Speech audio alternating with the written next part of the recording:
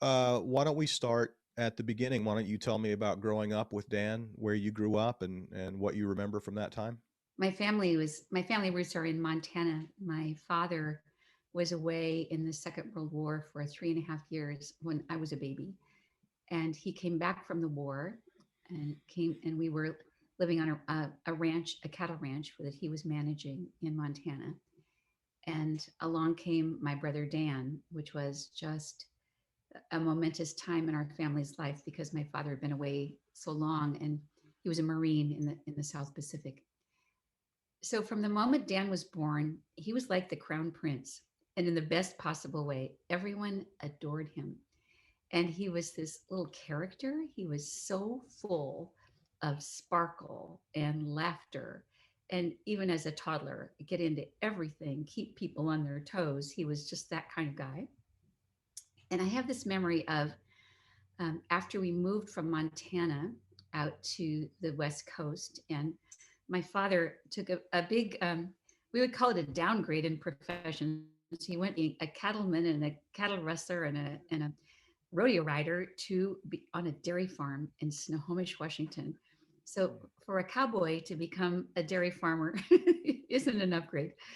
Uh, and and the years that we were on that dairy farm were magical for me. So Dan was like 1, 2, and 3. So I'm 4 years older than he. So I was just enough older to be his slightly older sister. And I just remember these times when he would be crawling around in the grass, and he was like a heavenly child. He loved life. And we had a wonderful dog named Lassie. She was a collie like Lassie on television. And Lassie's job, Lassie was trained in keeping Dan off the road because our house for the farm was right on the roadway. And Lassie, she had it down. She would just nail him. She would just get the back of his pants and pull him back. It was really an amazing thing. So he was a bright spirit. He was a character. Like by the time he was in the 6th grade, um, in school, his teachers actually called my parents one day and asked if they could come in and have a visit.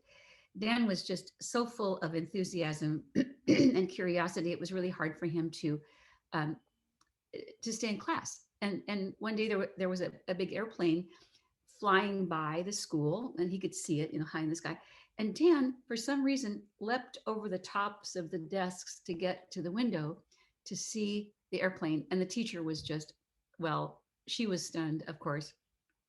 Not Dan. He just needed to get to the window fast. So that's the kind of spirit and life loving character that Dan was. Everyone loved him.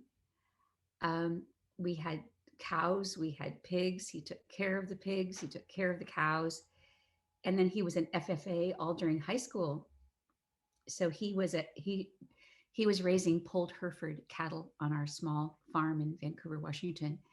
And he actually went to the national championship, the FFA championship, and got lots of blue ribbons for his cattle. So that was all kind of his growing up years. He had lots of friends. One day when I was graduated and had moved away from home, and I was working at a hospital in Portland. And one day he called me and said, sis, I've got to talk to you. He was 13. I just drove the Mercury, my parents' car, into an apple tree. Oh, no, Dan. Okay, well, just stay right there. Mother and dad will be home soon and you'll get to work it out. And sure enough, he had decided that day, since my parents were gone, they'd taken the pickup that day. Dan decided that what he should really do is test drive the Mercury, turquoise and white, like, I don't know what year that was, 53 Mercury. And my parents were just appalled that he'd come out, just was didn't really had no idea how to drive, and wound up going off the road and smack into the apple tree. And a county sheriff came along and said, what were you thinking about, young man? He said, well, I just was going to take a little ride here. And well, the sheriff said, I don't think you're going to want to do this again. So they made a plan. There was no there were no legal implications, but what had to happen is that he had to work on that car every day with my parents, getting that car back in shape so they could use it again. That was Dan. He Yeah. was just amazing. And then the day came when he made the decision. He hadn't really talked to any of us about this, but he decided he had gone to college at Clark College in Vancouver, and he decided after 2 quarters that it just wasn't the right thing for him, and he went down and joined the army. He And he volunteered. volunteered. So And what this year was would this have been? 66, or let's see, this would have been late 67. And he came So he and knew. he came and told me, he told me what he was doing. Of course, Vietnam. And he told my parents, and it was hard news for them to hear, but they of course loved him and wanted him to do what he felt was the right thing. And so he was in basic training at at Joint Base Lewis McChord. That's where he started his army career. He, as an enlisted person, he was in boot camp all the way through, and he rose to the top of his class, and he was chosen for officers candidate school. And so he went to officers candidate school for several months, and then he again went to the top of his class. That's the kind of character he was. He had a photographic memory for studying. His fellow pilots are still talking about it. Um, so he finished at the top of his class again in officers candidate school, and he was chosen for flight school for helicopters, and he went to Fort Walters, Texas for his basic Huey training, and then to Fort Rucker, Alabama for his Cobra training, and then to another base in Georgia for more advanced Cobra training. So he was the pilot of a helicopter gunship. He Hmm. left for Viet. Well, let me just say a very important piece is that when he came home from his graduation from Cobra School in at Fort Rucker, he and my parents drove his car from Alabama all the way to Bellingham. That's a long way to go. And on the way home, my dad said to Dan, "Well, I better tell you something. We have a guest staying at our house. I think you know her, and just wanted you to know that we have a guest." Well, the guest was the daughter of some of my parents' closest friends. Our families had grown up together. All of the kids grew up together, and one of their daughters was going to school at Western. So she was staying with my parents. So she was doing room and board with my parents, which was really nice for them that they had a Gail and they loved her. We'd all known each other since we were little kids, so it was quite special for my parents. So when Dan and Ray, my mother was Ray and my dad was Cowboy Bun, when they all pulled in the driveway coming back from Fort Rucker, a long drive across the country, Dad had told Dan that Gail was there. Dan looked up, he got out of the car and looked up, and there was Gail on the front porch, and he kind of took this, and that was that. And they just, now they were grown-ups, almost grown-ups, and they were just, so they always had been good friends, but now it was really clear they were really meant to be together. And so they had some weeks together. Then Dan had went back for more advanced Cobra training, and then it was time for him to leave for Vietnam. And uh, Dan and Gail decided that they would be engaged before he left for Vietnam. And on the 16th of December in 1968, there was this grand family party of the two families in Moses Lake. And my parents and my sister all went. It was like a 3-day party with celebrating this amazing, amazing bridge in our families that the two of them were now together and they would be married one day. And 3 days later, Dan left for Vietnam. So that was serious.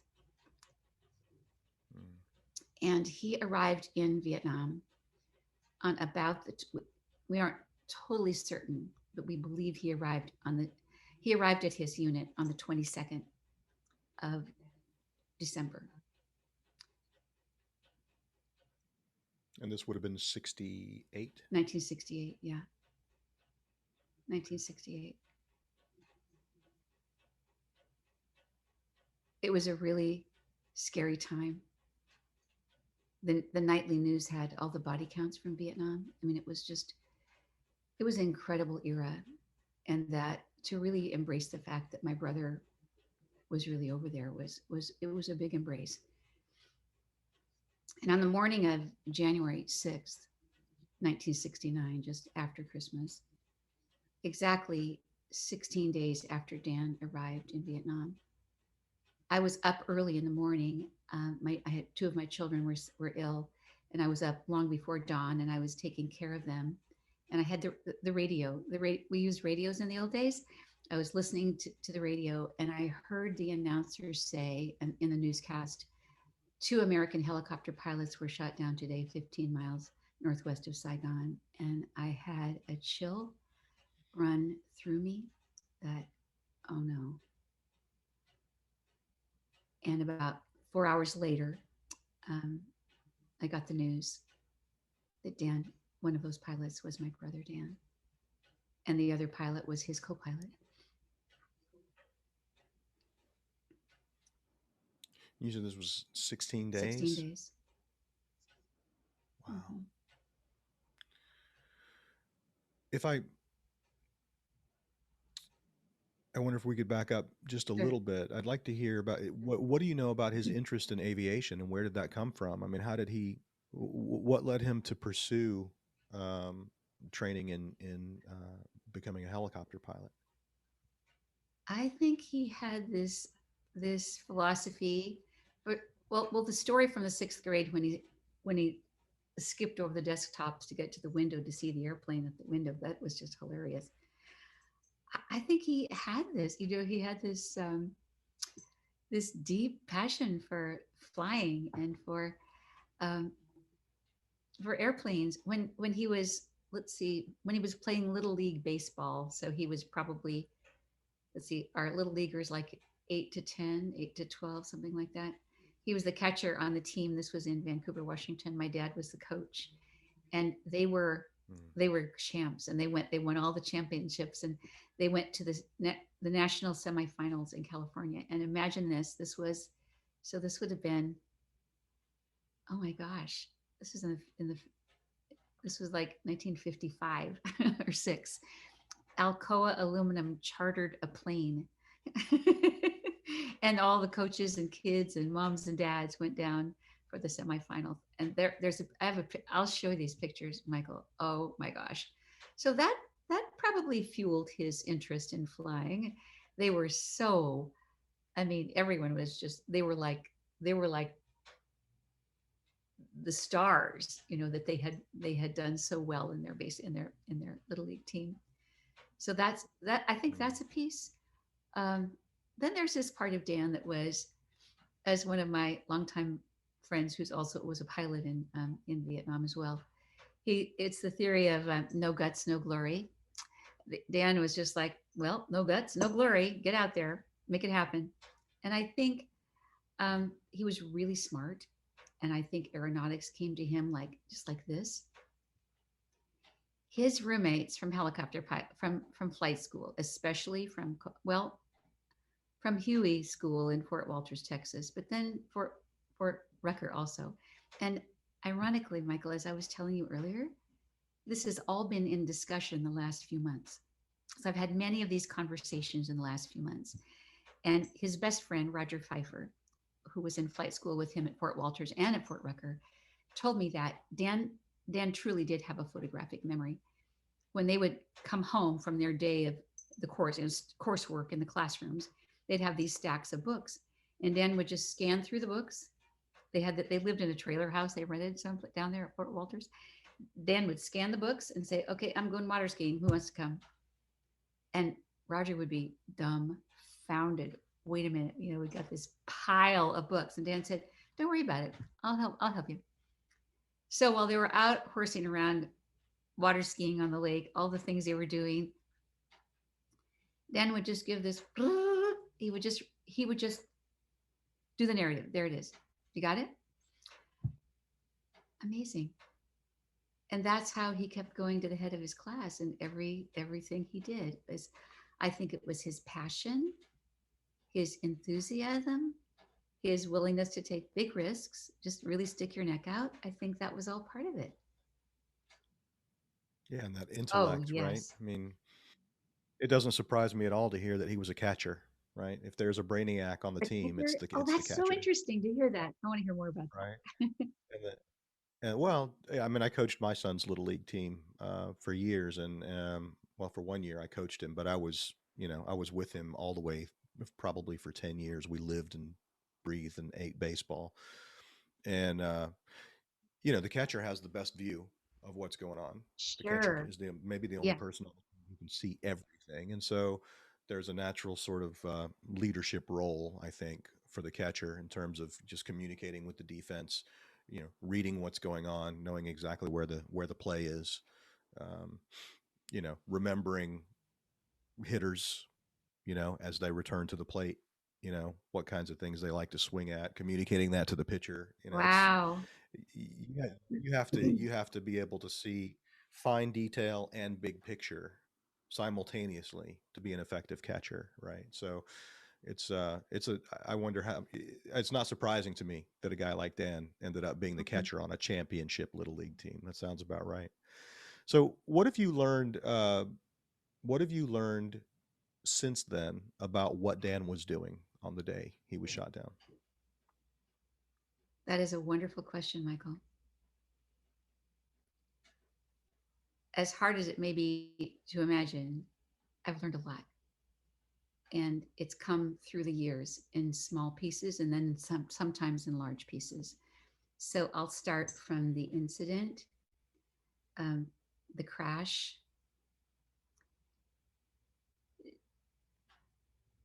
Dan was based at Zion, which is near, if you look on the map of the south of Vietnam and you see where Cambodia go along the Cambodian border, it's almost a straight line from Saigon to the Cambodian border, and there's a kind of a peak, like a bird's peak, in the border, and it's called the Parrot's Beak.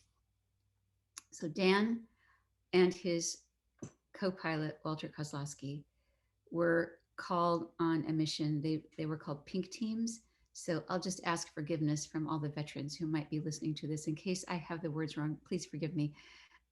But I really appreciate all of the pilots who have shared so much with me and our family since then. So the pink team was called out. Uh, there was along a canal called the Bobo Canal that actually was they believe was dug by the North Vietnamese as a means of smuggling, like transporting weapons, every kind of possible supply from Cambodia coming down the Ho Chi Minh Trail to along the Cambodian border, and then there's this canal straight to Saigon. So they had barges that were underwater. These must have been very deep canals, and there was activity along. There was enemy activity along this canal. They called them pink teams. There was a Loach, was the first, the light observation helicopter with a pilot, and then the crew chief and gunner right behind him. So the Loach, or Scout, they were called as well. They flew close to the ground. They were out there. They were scouts. They were looking for what was. They were looking for activity, and the Cobra, the gunship, was above them. And there was an incident in which they had just been called out to investigate this activity. The Loach was flying in and flying low to get down. They saw a North Vietnamese running towards something. They could tell there was a lot of activity somewhere. They couldn't see it though. So the man running along the dike, and um, suddenly the Loach was literally turned end over end and crashed upside down in the, and they were just shot immediately. And Dan and Walter above came down. They went directly down to put down suppressive fire around the area with the intention of the the Loach pilot and the gunner being evacuated and safely recovered. So in the process of putting down suppressive fire, they were all the way in, and they went up to do a maneuver, and they were shot down and crashed immediately. So that is a true story. Dan and Walter saved the lives of Dennis Duarte, who was the Loach pilot. I do not have the name of the door gunner. They were evacuated, and Dennis lived through some very difficult injuries. And ultimately, after 9 months at Walter Reed Hospital, Dennis went back to Vietnam for a second tour. Amazing. Flying Cobras this time. Hmm. So that was the first piece of news. Then and that news came slowly over the years. What arrived first was the Distinguished Flying Cross citation to my parents, outlining the exact specifics of what occurred. I'll send it to you. So it's called the Distinguished Flying Cross citation. And Dan was highly honored and recognized, as was Walter. Walter was the aircraft commander because he was the senior pilot. He had been there 6 months, and Dan had just been there a few days. So in a Cobra, the aircraft commander is the back seat, and the newer pilot is in the front seat. So Dan had control of all the handguns. And in the Distinguished Flying Cross citation, you will see that he was praised and honored by his marksmanship. It was his marksmanship that actually saved the lives of the two Loach team. So that was the first piece that came. In 1969, it wasn't easy to assimilate any of that kind of information. And I think it was many, many, many, many years before there was any more learning. I think it was after we started Peace Trees Vietnam, because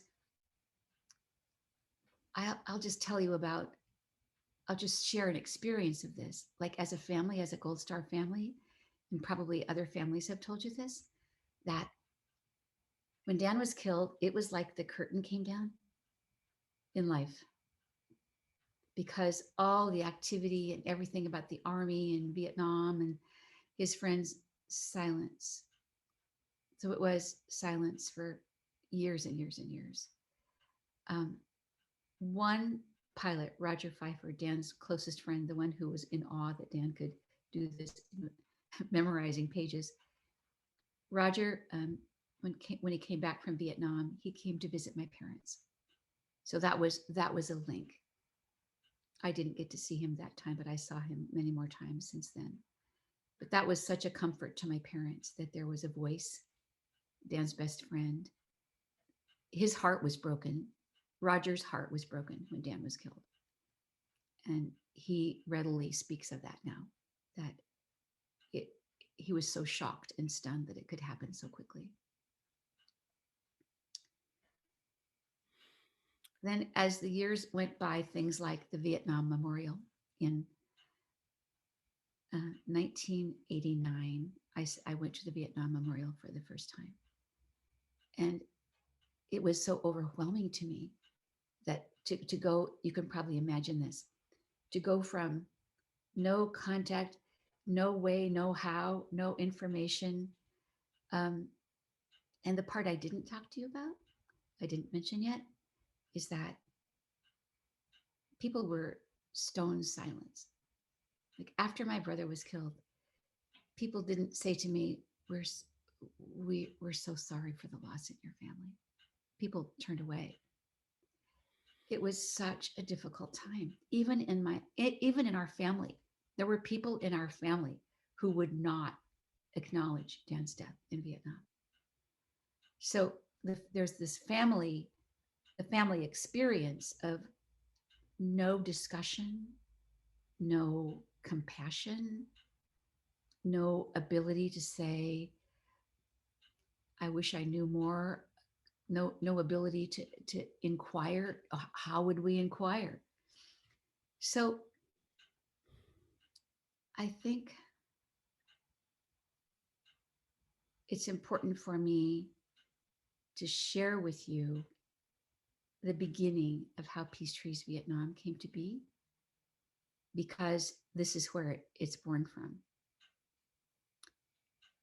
It's born from the moment on January 6th, 1969 at 10:30 a.m. when my husband, who had gone to work that morning, came home from work. I saw his car pull in the driveway, and he came to the back door, the kitchen door, with tears in his eyes. And I knew that what the radio said was likely Dan. So my husband came in the back door and said, Dan's been shot down and killed in Vietnam. And that was, to imagine, I heard this on the radio 3 or 4 hours earlier.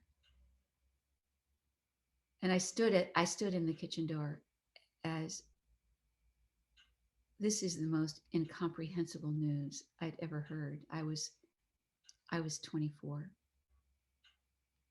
Excuse me, I was 25. I had 3 little babies. And just in that instant of allowing this news to come in, I immediately thought of my parents.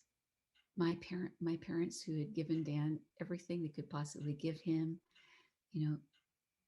love, discipline, education, training to be a good citizen. My parents gave Dan everything they had and quite a bit more to be the person that he became, and to imagine their loss, like all of that, all of those 21 years. Dan was 21. All of those 21 years, and their love gone like in an instant. And I suddenly realized that my parents were joining thousands and thousands and thousands of American families losing their family members in this war. It was almost like it was on the horizon, on like if the universe is in 2 parts, all the parents, it was as if I could feel and sense the entire cosmos of families losing their family members. And suddenly, in an instant, I realized the other half of the universe was the Vietnamese families losing their loved ones at the same time. And in that instant, these words came to me. Wow, someday, somehow, some way, ordinary American families like mine, we must find a way to reach out to the Vietnamese people. And I could just imagine this hand reaching out, and just like the hand goes out. I didn't know how or when. I only knew that we must. And I actually told no one about that experience. It just became a kind of seed that was in my soul. So it wasn't until, 27 years later,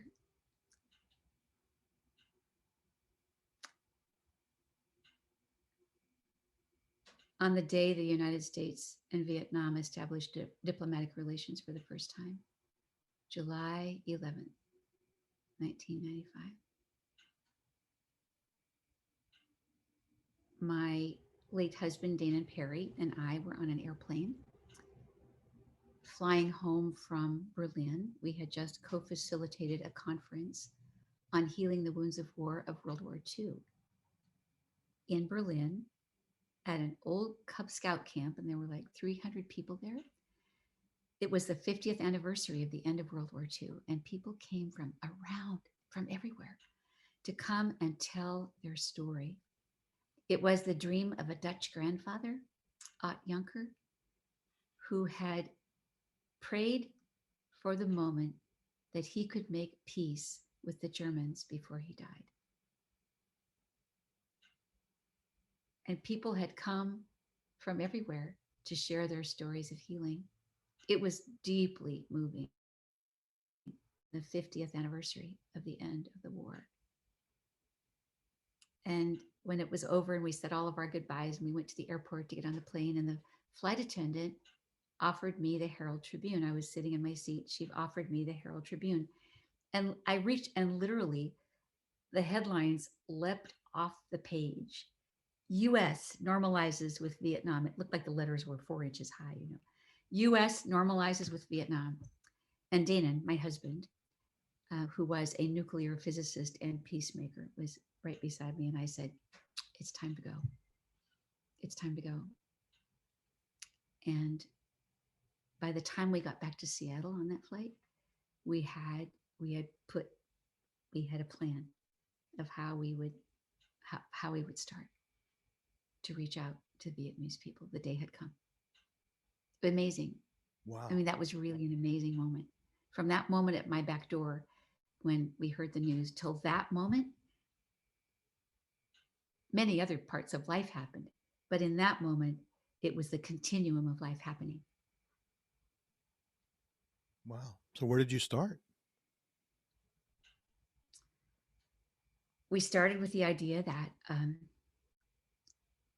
Danon was a brilliant conflict resolutionist. He had stepped away from his life as a nuclear physicist because he realized that the work he was doing could ultimately lead to the end of humankind. And he left behind his nuclear physics life and dove into conflict resolution. And he worked with Mother Teresa in India. He went back to school, got his degree in psychology from nuclear physics to psychology. He taught at the Berkeley Theological Union. He went to India and worked with Mother Teresa, and studied and ultimately became a highly respected conflict resolution, far more than a mediator, a person who could really bring two volatile sides together. He worked in Belfast. He worked in the Middle East. He worked in the street gangs.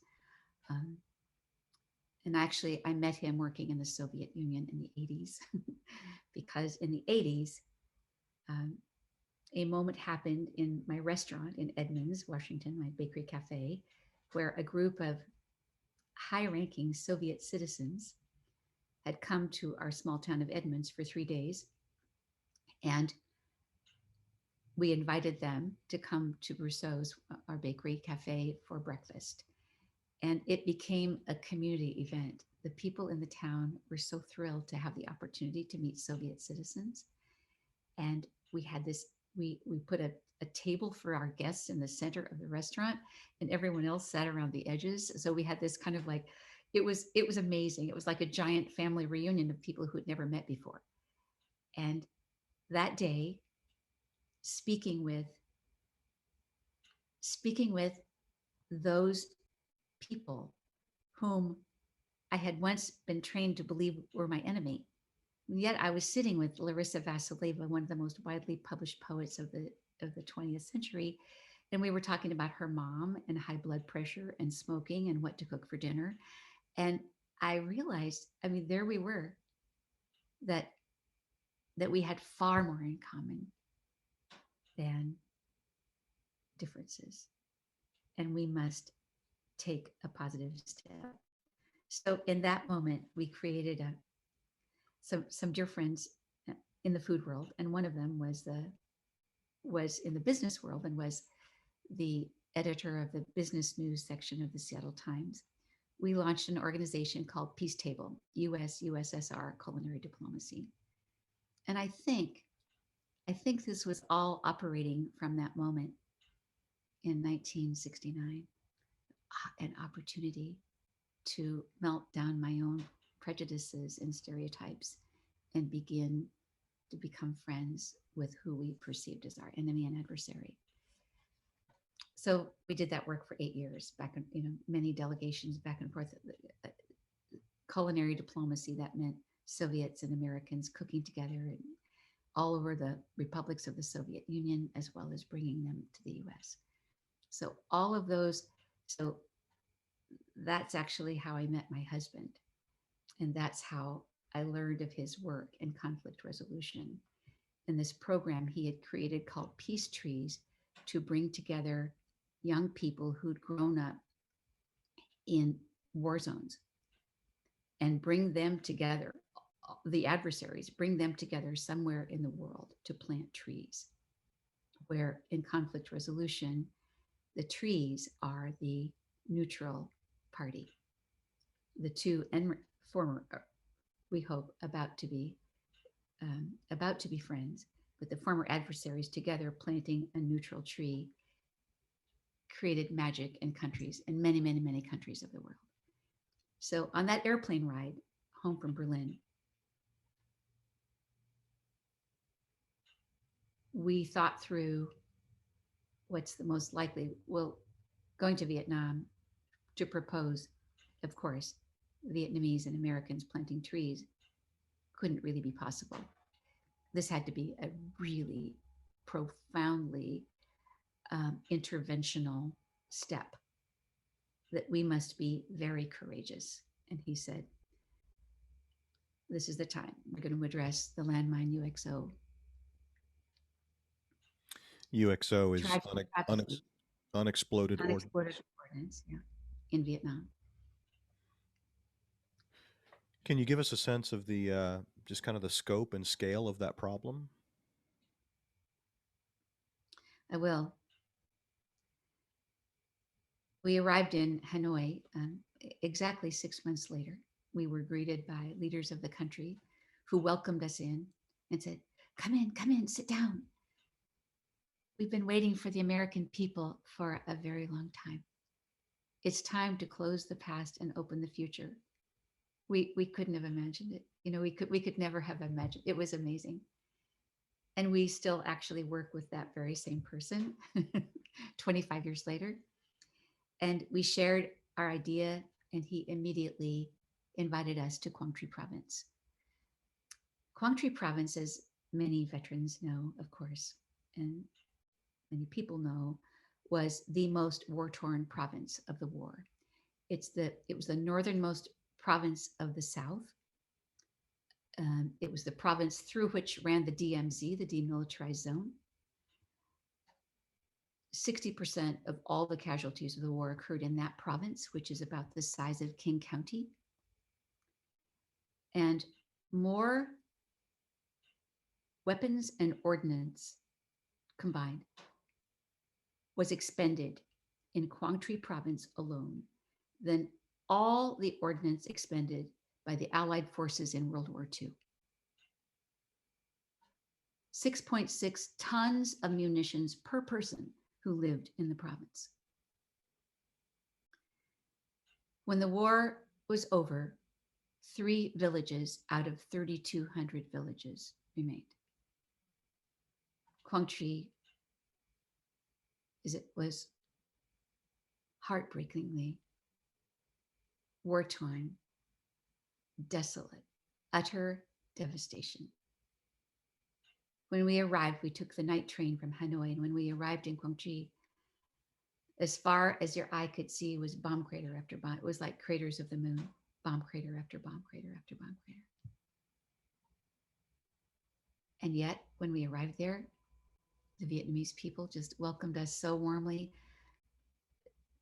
We learned later that we were the first Americans they had met since the war ended, with the exception of the POW MIA teams that came, through our State Department and the U.S. Embassy.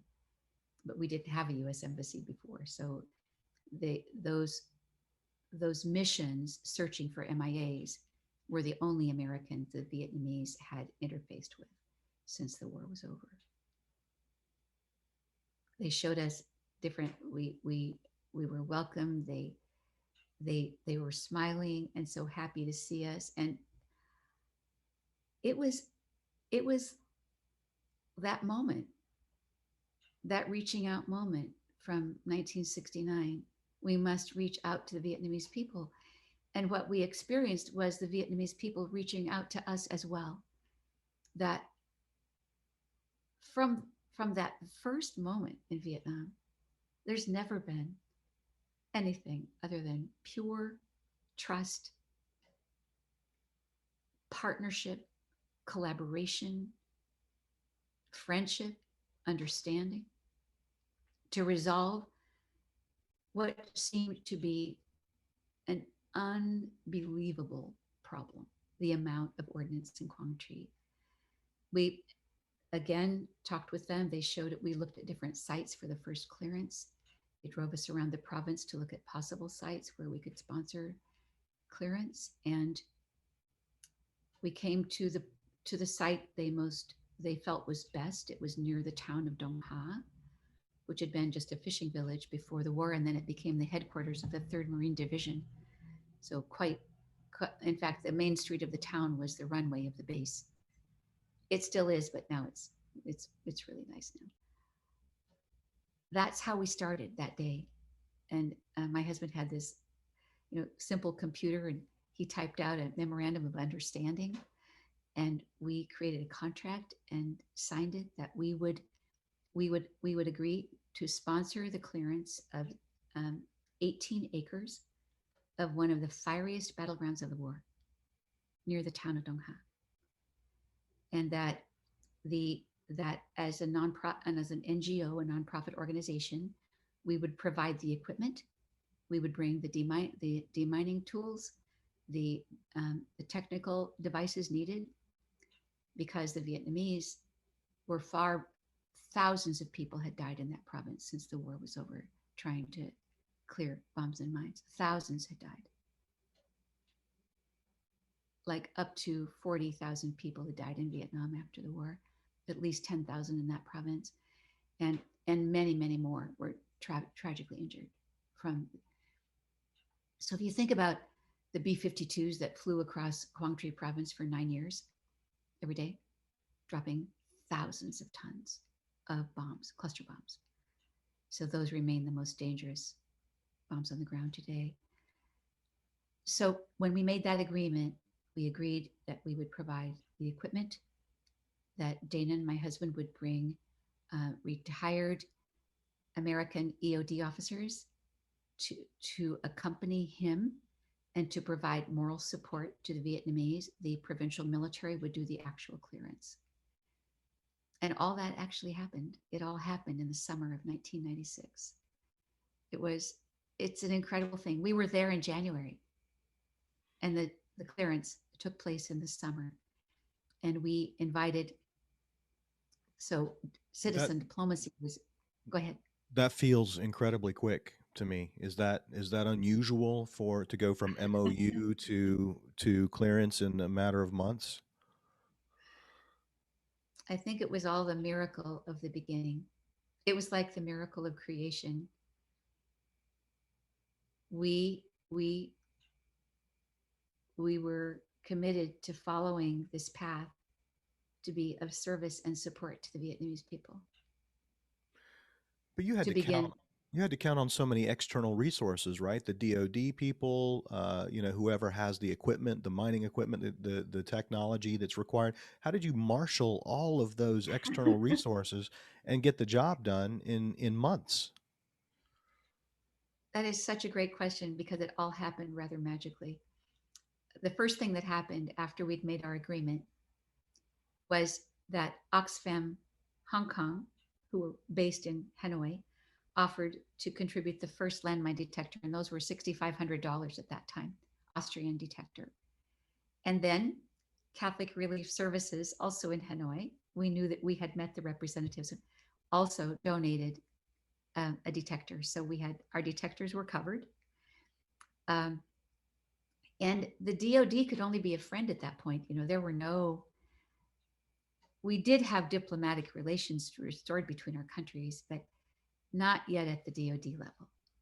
But they could be friends to us. They could support us. They helped Dana connect with retired EOD guys, who would go with him. So he took 4 of them with him. So in August of 1996, it was quite something. I was at the airport. The the airline carrier made it possible for them to have a big room to get ready, and they had all this equipment. So if you can imagine, I mean, it was a major something. All the equipment they were bringing, and they just it all went super smooth, and off they went.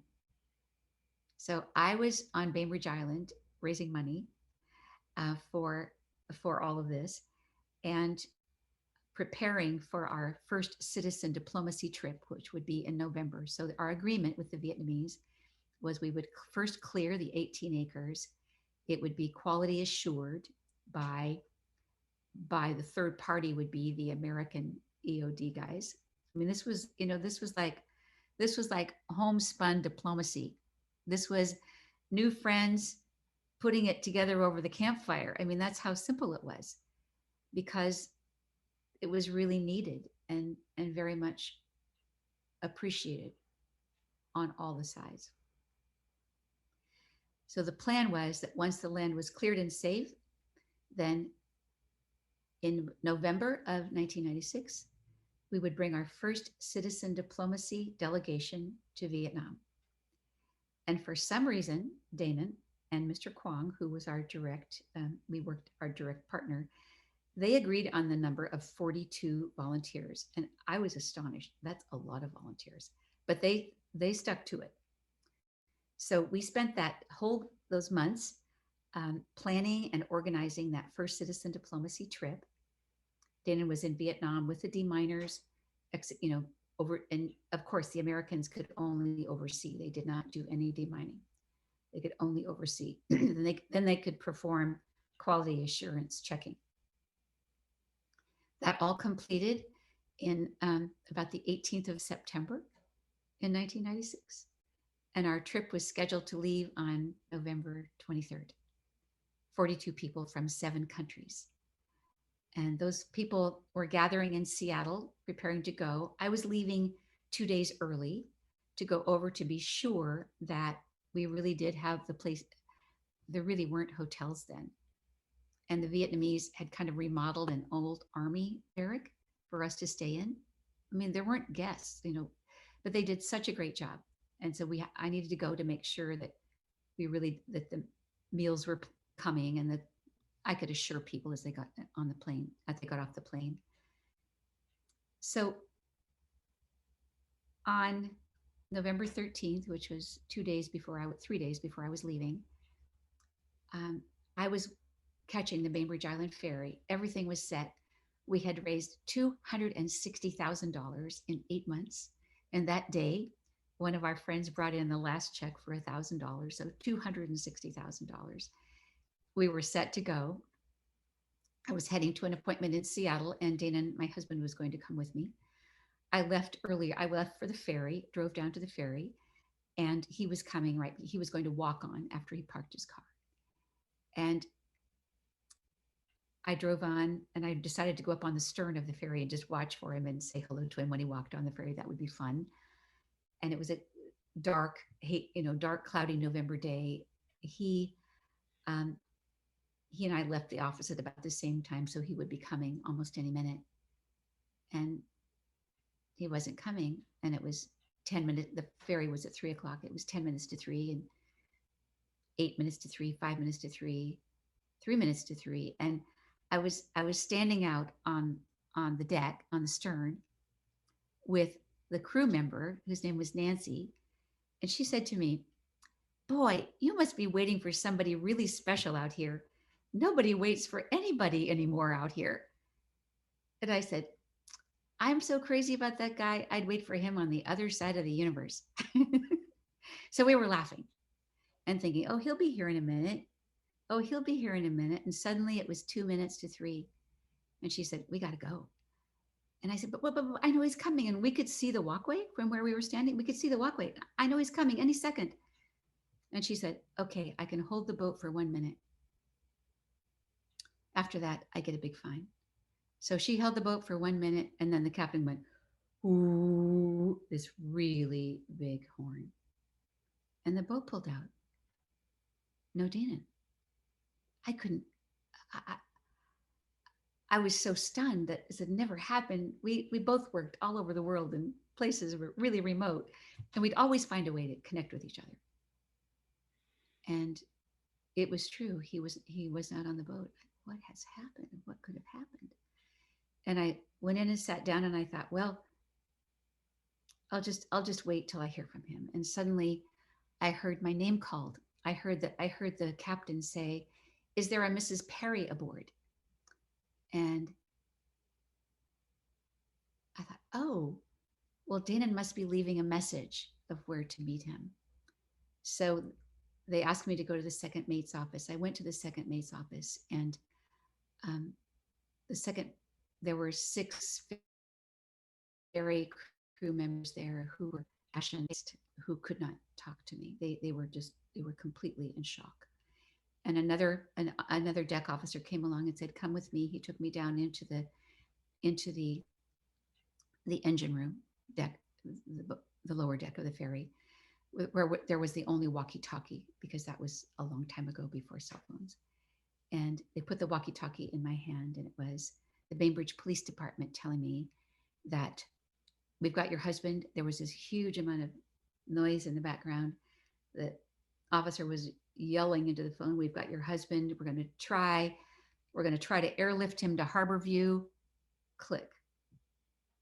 So I didn't know what had happened. And the officer who helped me took me up on the deck. The boat pulled in. He took my car keys. I ran to the curb, got a taxi, got to Harborview just as the helicopter landed. And my husband had had a massive heart attack in the walkway onto the ferry. Unfortunately, he had been found by that lovely woman, Nancy, I was talking to when she went back up she was going back to the terminal. And they tried for 10 hours to save him. And that was not successful. So it was very important to me, integrating a tremendous loss, to move forward. And most of those 42 people had already gathered in Seattle to leave on time for their flight. And so everyone was so kind. The travel agency, everyone rearranged everything so that we could have a memorial service in Seattle and then leave. So in that, I will say our relationship with the Vietnamese people was profoundly deepened. They loved Danon. They always said he was a giant bear of a man. They'd never known anyone like him. He was a compassionate guy. They'd only known soldiers in wartime. When we arrived in Vietnam and in Quang Tri province, all the partners, the leaders, all came aboard the bus before we could even get off the bus, and just with their condolences and these huge bouquets of flowers, because they had spent a tremendous amount of time with him that year. And that's how we launched our first citizen diplomacy tree planting visit in Vietnam in November of 1996. We planted more than 2,000 trees. Almost every tree was planted in honor of a donor or someone who had lost a member. And we had scrolls of names. And out over this whole area that had been cleared, which was just bare ground, and the sky and the lake down below, we had readers reading the scrolls of names out over this huge area where it was the holy of holies. I think veterans would love to see this happening. We had many veterans with us who were deeply, deeply moved by the planting and the trees.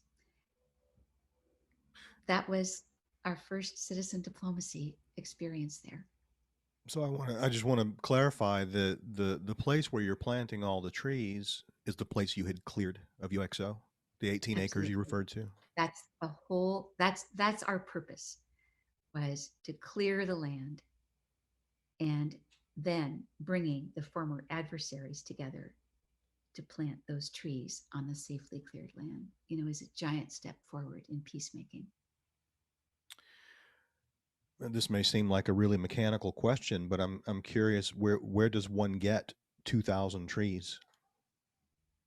Well, the Department of Forestry in Quang Tri Province, they they were growing them that whole year.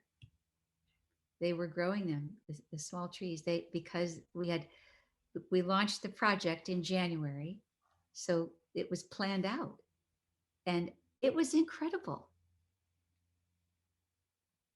They came in trucks. They came on backs of motorbikes. That's amazing. It was a beautiful scene to see those trees planted. And then, because there are lots of wandering animals, we needed to plant, we needed to make baskets around every tree. Every tree had a basket.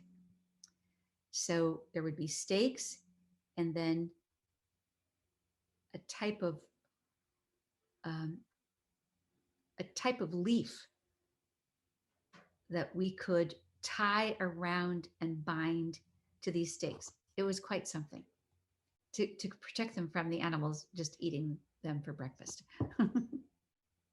That's amazing. And so, just from MOU to tree number 2,000, what was the time span of that? 10 months. 10 months. Mm-hmm. So Peace Trees Vietnam's off to a quick start. It was incredible. And where did it go from there? And you mentioned earlier that your mother had a really important role here. Tell me about how she comes into the story, and where Peace Trees Vietnam goes from there. Sure. When we were starting in our small office on Bainbridge Island, when we were really ramping up after we came back from Vietnam in January of 1996, my mother had moved to Bainbridge Island just a few months before. My father had passed away, and she moved from Bellingham to Bainbridge. So she was getting to know people, and she was always looking for something interesting to do. So she would come over to the office and say, "Well, are there any papers to file? Is there anything I can do here?" And as we started fundraising immediately after we got back from Vietnam, one day she said to me, "Is there a chance you might need some help with the thank you notes?" And I said, "Oh my gosh, absolutely." So that began, well, from 1996 until she passed away in 2017. So from 1996 until about 2015, my mother wrote all of the thank you letters and notes to our donors all over the country and all over the world. And of course, she's a Gold Star mother who lost her son in Vietnam. She was on our board for about 15 years. Our board members loved her. They considered her the moral compass of the organization. And when she was 90, our board members wanted to honor her for her 90th birthday, and they proposed building a kindergarten in my brother's honor. Through the years since that first demining program in 1996, many demining programs, many deminers, and the importance of working with the local people to support the restoration of their communities. And that would be in providing, well, clearing land first so that they could grow food safely and harvest food safely, and building kindergartens for their children, because the area where we work is in the ethnic minority area of the mountainous region of Quang Tri Province, and there are two tribes, and those tribes do not speak Vietnamese. They speak only an oral tradition. So in order for their children to go to school and have an education, there must be some way for them to learn Vietnamese before they can go to a public school. So in 2005, we started building kindergartens for exactly this reason, for 3-year-olds till 3-year-olds till 6-year-olds to come to school, have a teacher, a Vietnamese teacher speaking Vietnamese, teaching them Vietnamese every day. and giving them so much love. These are very, very poor families, so much compassion, and one healthy meal every day. So our schools, and we have now built 19 kindergartens. 19. And we have hundreds of children with scholarships. So for my mother in the year 2010 to have a kindergarten built in her son's honor, and she had said that she would never, she could, even though we were making trips to Vietnam often twice a year, she couldn't go, and she let us know that, and I totally respected that. But when in our board meeting in 2010, board members announced that in Ray's honor, a kindergarten would be built to honor Dan and to honor Ray. And she said out loud, well, I'd better be there to cut the ribbons. So Ray and her merry band, 19 altogether, we went to Vietnam for Ray to dedicate Dan's kindergarten and the Mother's Peace Library for all the mothers on all the sides who lost their sons and daughters in wartime. And when Ray, on the day of the dedication in the village, it was extraordinary. It was one of the most amazing moments of my life in a very, very poor Van Q is the name of the tribe, village near the Lao border. I mean, literally a stone's throw from the Lao border. Families with very few means, tremendous amounts of ordinance around them. Here on the school ground, where we had done the groundbreaking and then the building of the school, they'd set up this wonderful big tent for all the guests to sit under this tent. And there was a stage in the tent, and there were about 100 people there. And they were starting with the US ambassador to Vietnam and the Vietnam ambassador to the US. And friends from all over came, and the media were there. It was such an amazing moment in time for an American. It turned out my mother was the first American mother who had lost her son or daughter in Vietnam to come in humanitarian service to the Vietnamese people, recognizing their losses as well. And so you can imagine she was just greeted like a visiting head of state. She was actually presented an award on behalf of the president of Vietnam, the highest honor given to a visiting foreign dignitary. And there's my mother, Ray. So it was as if she was blossoming into a deeper acceptance of Dan's death, of being on the land where Dan was killed, and being embraced by a Vietnamese grandmother, who had lost her two sons in the village. As she said, when the war passed by our village, she lost her two sons. I'll send you pictures of my mother and Madame Ho Thi Moen. My mother, Ray, said that was one of the most important moments in her life, is that when she and Madame Ho Thi Moen met each other and embraced that. And as they embraced, both our ambassadors leapt to their feet. First, the Vietnamese ambassador.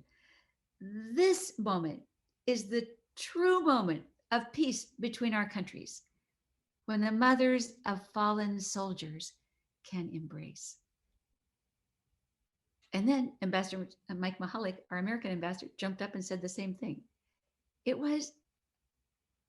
We couldn't have ever imagined a moment like this, Michael. I mean, still, it was incredible.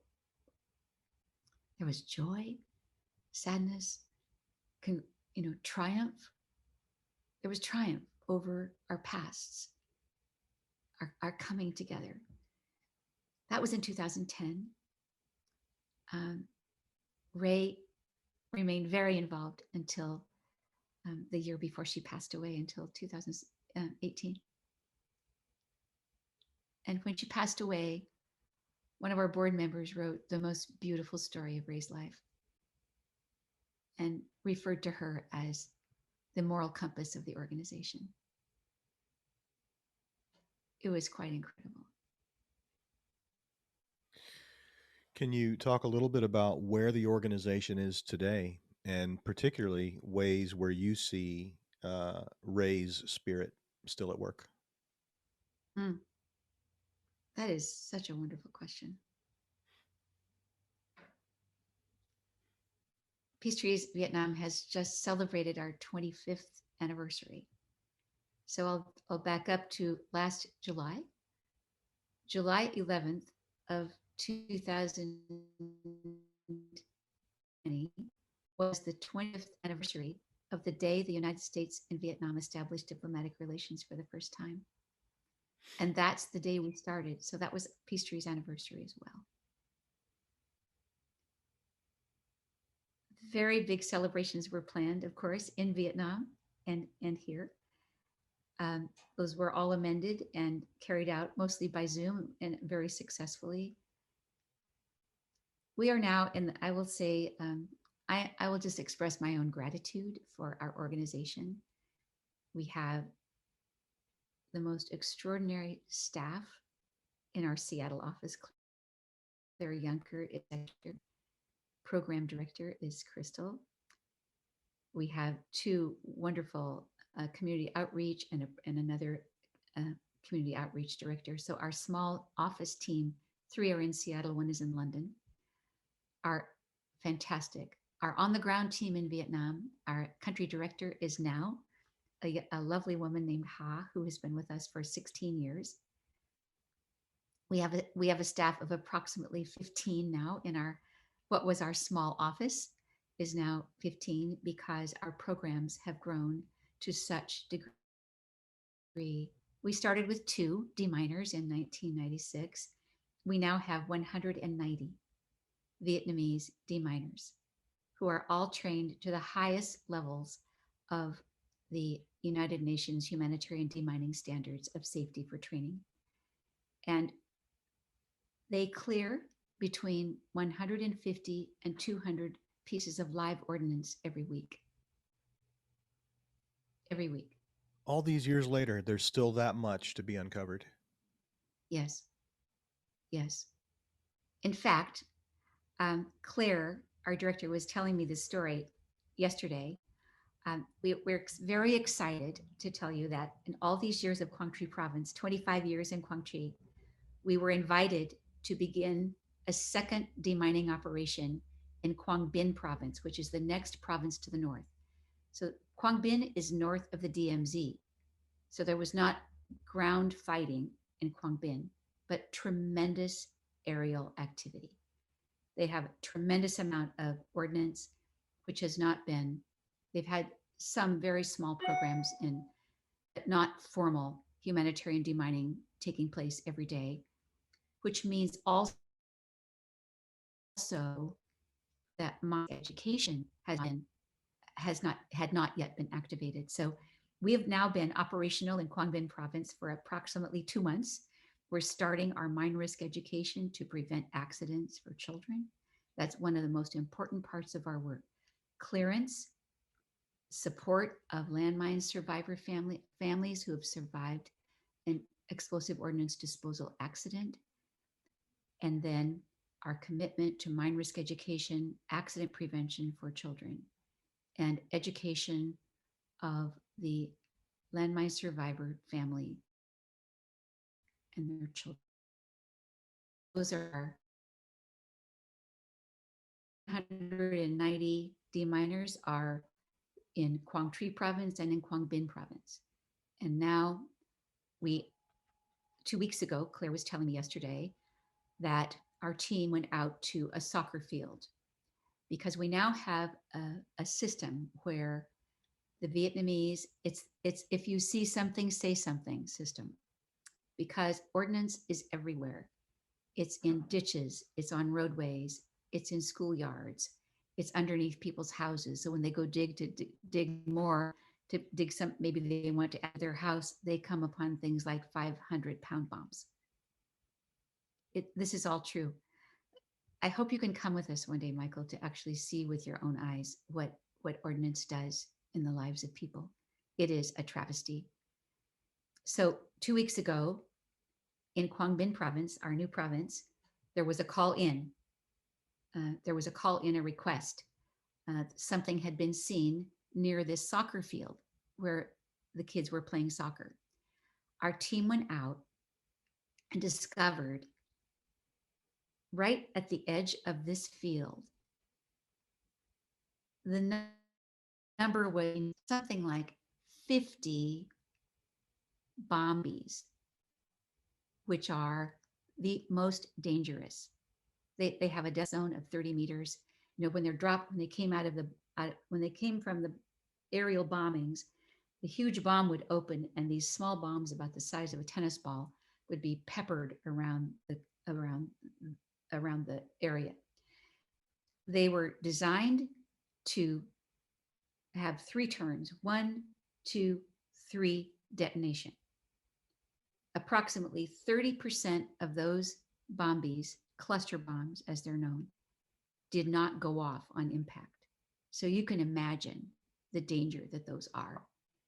And they found this cache. I mean, this huge, almost like a container, but it was like in the side of a pile of dirt right on the edge of this soccer field. 50 of those would have, well, that would have been a tragedy. So our teams are alive and vibrant. Our programs with teaching farmers to grow their food safely on safely cleared land, and then begin to build their income and their livelihood by making bigger gardens. More land is cleared, more room to grow vegetables. So all the ways we can support the local people in developing their livelihood, because in Quang Tri, also in Quang Binh, life starts with the problem every morning is still the same problem: landmines and bombs. Is it safe to farm our land? In most cases, no. So 80%, one of the figures I saw yesterday was 80% of Quang Tri province is still contaminated. That's with the presence of Peace Trees Vietnam, the Mines Advisory Group, which is one of the largest humanitarian demining organizations in the world, and Norwegian People's Aid, and a Vietnamese organization called Project Renew that is all Vietnamese staffed. So with all these organizations working together, and now of course we have tremendous partnerships and collaboration with the Department of State and the Department of Defense, and with the Vietnamese military and the Ministry of Defense in Hanoi. So we have tremendous levels of cooperation now. The problem remains ordinance is the center of the issue to which the focus is. But of course, we must be focusing on the people and supporting them in restoring these villages, building these kindergartens, educating their children, making sure that accident survivor families, that their children have the opportunity to go to school, to learn Vietnamese, and to go all the way through school. And I'm happy to tell you that we've broadened our, thanks to one of the areas. When my mother passed away, we created the Cheney Legacy Program because she was so committed to educating the children. And I'm happy to tell you that we now have our first student who started in early elementary school enrolled in the university, the child of an accident survivor. So this is quite special news. So our work is one step at a time, with a very big picture, with so much people-to-people connection. Our work is really based on our relationships with the Vietnamese people. That is why our work is so successful, because they have welcomed us so warmly. They have supported us. Not only did they welcome us, they make it possible for us. We learned much later that we were the first and still the only American organization given permission to engage in humanitarian demining efforts in Vietnam. And a piece that I want to really make sure I tell you, because we love veterans, we love our military friends, we love Gold Star families. And that first citizen diplomacy trip in 1996 was the first. I think we're up to like 72. We take several trips each year. I think we've taken about 72 trips so far. It's quite amazing. So on these delegations, people from all walks of life, veterans, people who oppose the war, scholars, university students, Gold Star families, sisters like me, high school classes, from all walks of life, people have come in our citizen diplomacy program. And the purpose is to give them the experience of connecting with the Vietnamese people and learning their life in the aftermath of war, and seeing firsthand how we can do this.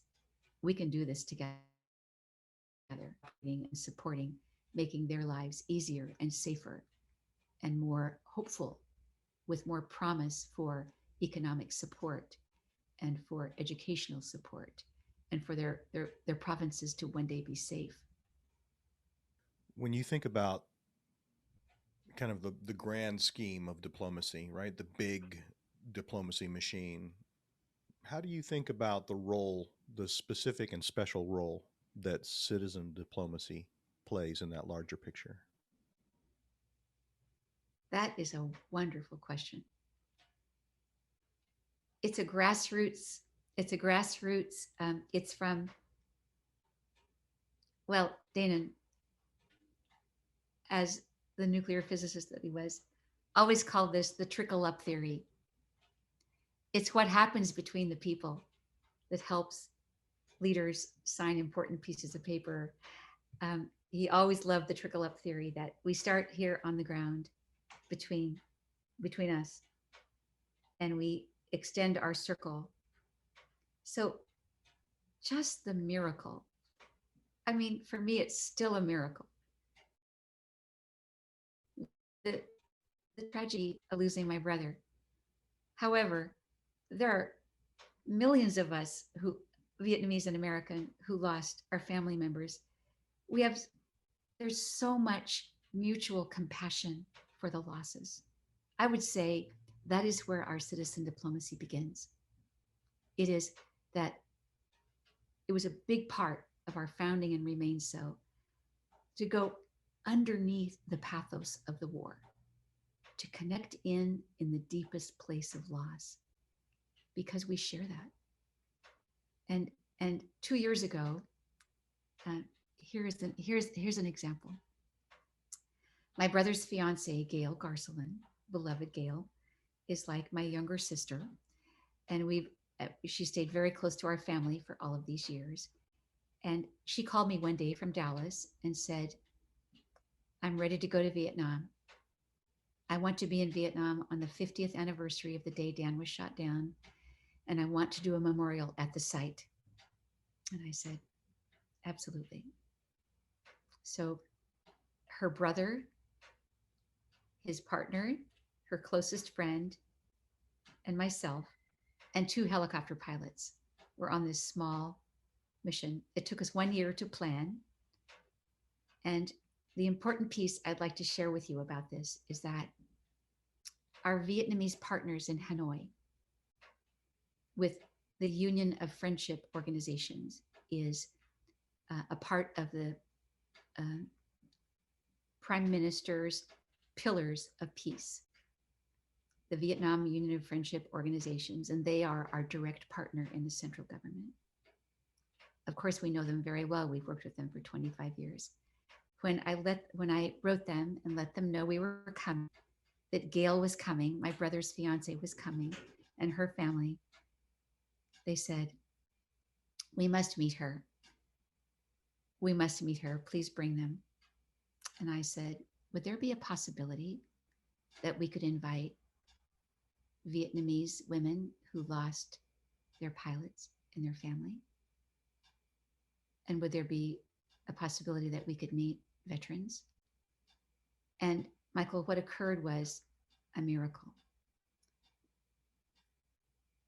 We were welcomed so warmly by our colleagues in the Union of Friendship Organization. And they invited 3 daughters of North Vietnamese pilots who were shot down and lost in wartime. And one woman who was the wife of a pilot who was shot down in wartime when her baby was 3 months old. And then several surviving pilots.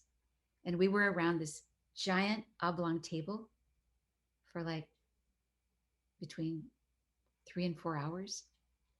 And every person at that table told their story.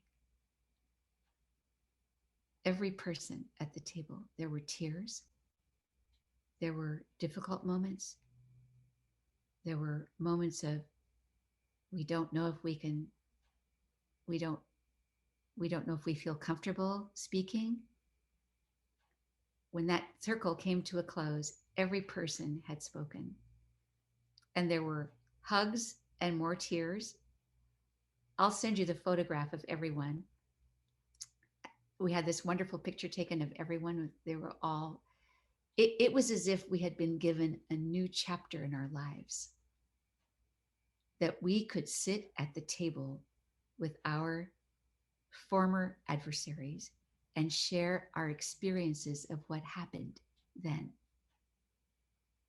and accept that, the acceptance of what each of us had experienced and the promise to go forward. And they had prepared a beautiful, wonderful dinner for us around a long table. There was much toasting and many glasses clinking. And it was, well, I will never forget that day. I could say in my lifetime that that is the most profound experience I have witnessed in the depth of citizen diplomacy between former adversaries becoming allies. Yeah, that's amazing. And I love that Gail had a role in it, right? That all those years later, Gail still Yes, she is still part of that story. yes. I'll share photos with you. And I think it's really important to tell you how deeply grateful we are to the US Department of State Weapons Removal and Abatement. You probably know them. We are so grateful. They they're helping us grow. I mean, not only are they funding our demining teams, they're supporting us in raising all the training, just continuing to grow our teams, continuing to grow, continuing to strengthen since 2005, 16 years. It's quite thrilling. So thanks be to our Congress and to our Senate and appropriations committees and to the department itself, weapons removal and abatement. They're top notch, and we are so deeply grateful to them.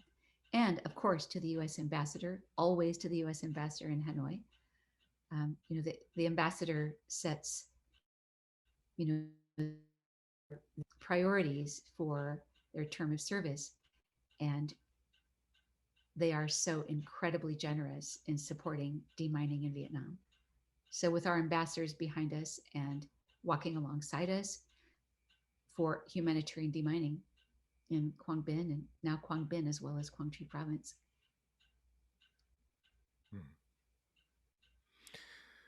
Well, this has been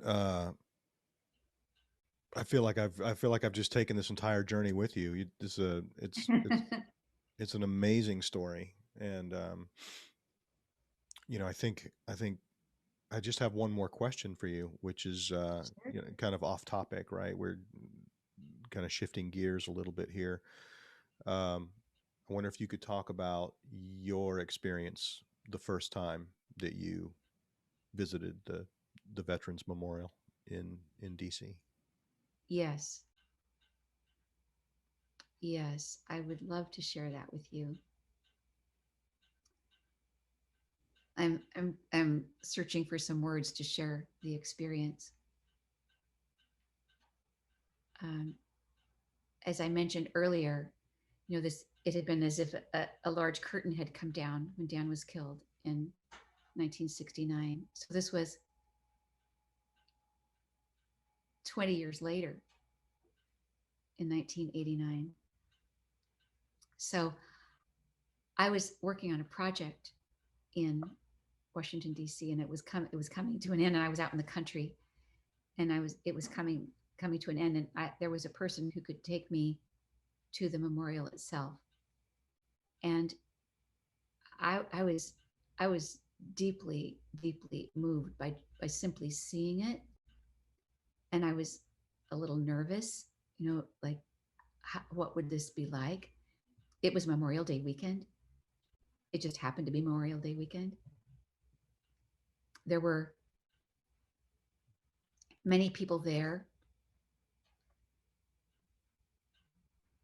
The brave part of me, it took a while for the brave part of me to come forward.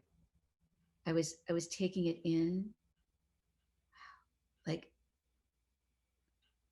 for me, like, my grief compounded like hundreds of thousands of times. The lot, when I could see the length of the memorial, and I could see each wall, and the names and the names and the names and the names. I felt this incredible presence of loss and honor. The honor was so tremendous. That was the first time for me there was really anything honoring soldiers lost in Vietnam, particularly, I'll say, for Dave. I was in awe and in wonder. Someone helped me find the book to look up Dan's panel, 35W. And I went to that panel, and seeing his name was just incredible. Like, 20 years later, seeing his name in that wall. And then I stood there and I looked at a few names, and then it took me a while to realize that they were all chronological. Like, Walter Kozlowski was just a few names away from Dan.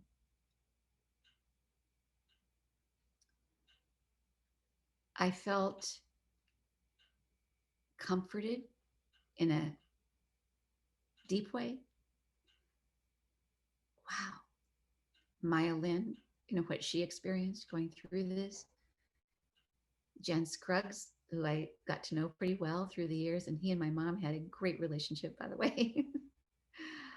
But this first moment was a huge moment, that our country was acknowledging the 58,000 plus lives lost in the Vietnam War. And in that moment, I could not see beyond that moment. I did not know what was coming, but the clock was ticking. That soon, 6 years later, there would be normalization. But I think I felt a deep and profound gratitude for I can't even imagine that time, because I didn't read those things in the newspaper. I was a young mom with a bakery and all the things that went on. So I didn't know. I could only begin to imagine what it took for all the perspectives to come together to build that wall and honor Maya's intention that it needed to be in the earth, really in the earth. And I really appreciate that. I love going there. I always go there when I'm in Washington, D.C. So many people have gone there and done a pencil rubbing of Dan's name and sent it to me, or taken a picture of Dan's. So the way that is, there is an eternal presence. I'm sure everyone says this. There is a presence of the eternal in that wall. Like the spirits of all those lost are present. I do feel that. And I'm so grateful for that. I'm grateful for all of you who work on behalf of and in service to the Vietnam Memorial, for families like mine, for for all us ordinary families who really had a big loss in our lives.